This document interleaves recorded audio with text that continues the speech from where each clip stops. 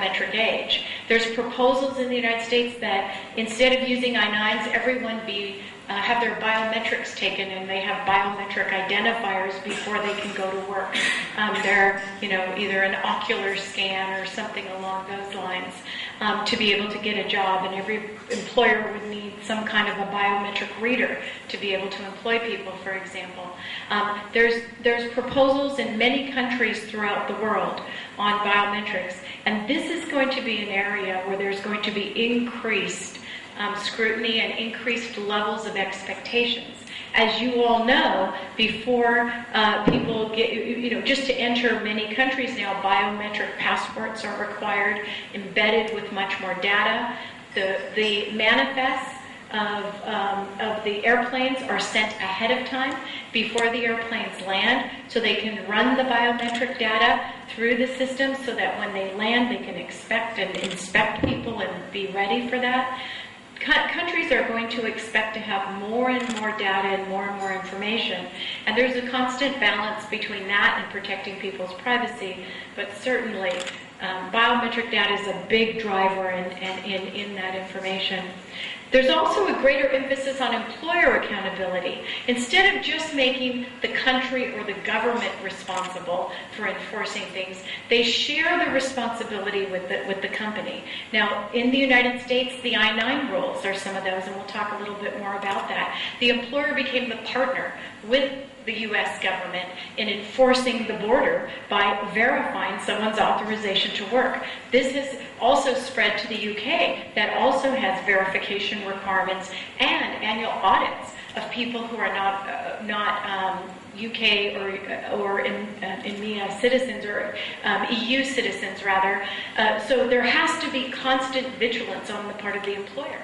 It's also happening in a number of other countries. China, as well, is requiring the employer to do more, and we're seeing it all over the world. There's also an increase in the frequency of worksite visits, and I think you're going to hear more about that in some of the panels. But the number of visits that the government is paying to the worksite is increasing. I was in Singapore a couple weeks ago, and somebody came in and said one of our clients is being raided in Malaysia, and they have a SWAT team, and they put everybody, funneled through the whole gear, everything. Fortunately, our client didn't have any problems. Everybody checked out. They had their paperwork on them. But some of their contractors, people, didn't have their paperwork. And it's a problem everywhere. We're seeing huge amounts of worksite inspections. Israel, United States. The countries go on. This is an increase like we've never seen before in the world. Also, negative publicity for noncompliance is one of the drivers certainly for larger companies or for companies where their name is very important. It can be devastating for business to have your name flashed across as being non-compliant. And in some countries like the United States, not only that, you can lose the ability to have government contracts if you have a violation. So having that violation go public could mean that the ability to have government contracts, which for some companies is billions of dollars worth of revenue, can go away with non-compliance. That alone, the ability to be debarred from government contracts, that alone has got to be a huge motivator to worry about the crocodile that we have here. And also, many countries are going through plans to deport hundreds of immigration violators. When I was in Singapore, I picked up the newspaper, and the caning thing was right there on the front page. They were caning somebody for overstaying their visa. It hadn't happened in a while, but it is one of the requirements, in addition to deporting them. But in the United States, there's certainly been deportations of people that are not authorized to work. But more and more countries are looking at that, and we see that.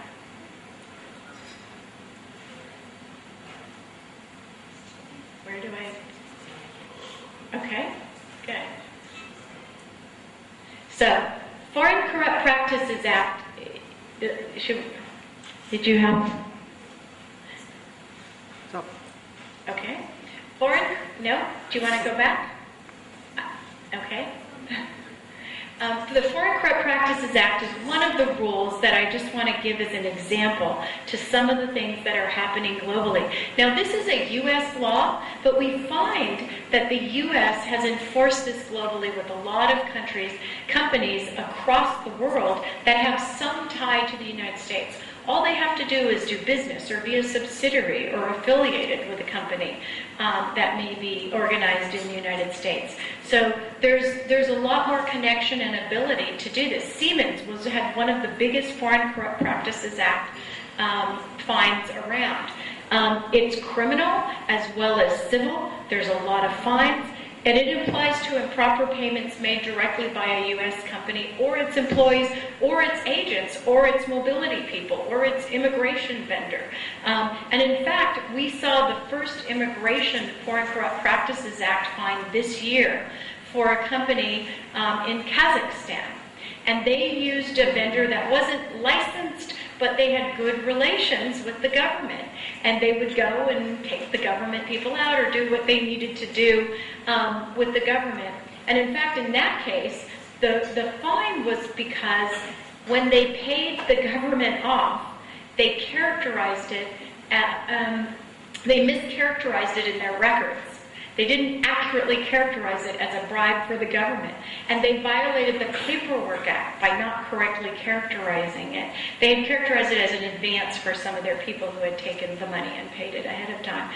And so they were found to have been guilty of the Foreign Corrupt Practices Act, even though that company wasn't directly a U.S. company, but it was owned ultimately by a U.S. company.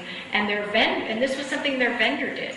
It was something really important to recognize. This is one of the danger zones that companies could be in. So, I-9 compliance is another area where we're seeing a lot of focus. And we heard this. With the Abercrombie and Finch fine, it was over $1 million in fine. Not because they didn't do I-9s, not because they didn't have them, but because the technology that they created, and I understand it was an in-house technology, they didn't use an appropriate vendor for that, didn't accurately maintain the data.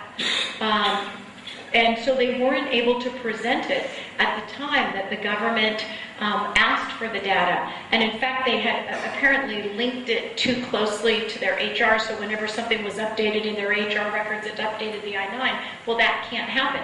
A lot of people that think, they think of the technology.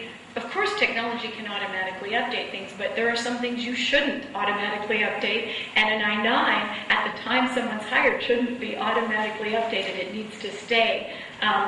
So that's an example of just an amazing high fine and a lot of embarrassment for Abercrombie and Finch, a brand name company in the United States.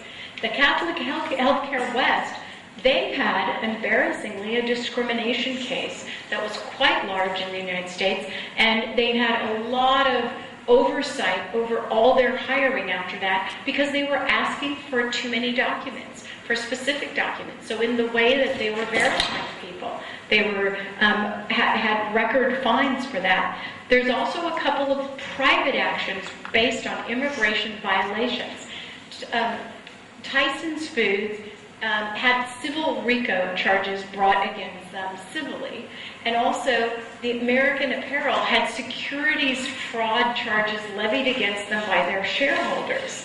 So there's a lot of immigration violations the government doesn't even have to enforce, but we find private citizens going up more and more against that. This is a quote from the Abercrombie and Finch investigator, and I just wanted to read it to you. It said, employers are responsible not only for the people they hire, but also for the internal systems they choose to utilize to manage their employment process, and those systems must result in effective compliance.